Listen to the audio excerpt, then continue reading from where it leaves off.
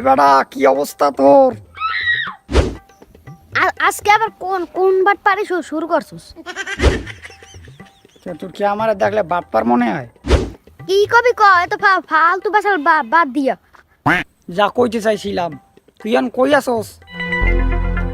উত্তর কোলায় আইছি গার্লফ্রেন্ডের লাগে দেখা করতে। তোর তো আবার গার্লফ্রেন্ড নাই, তুই তো এতিম। হয় বেটা, গার্লফ্রেন্ড না থাকলে কি হে এতিম? না, সে তো প্রতিবন্ধী। দেখ সামনে পাইলে কিন্তু তোরে।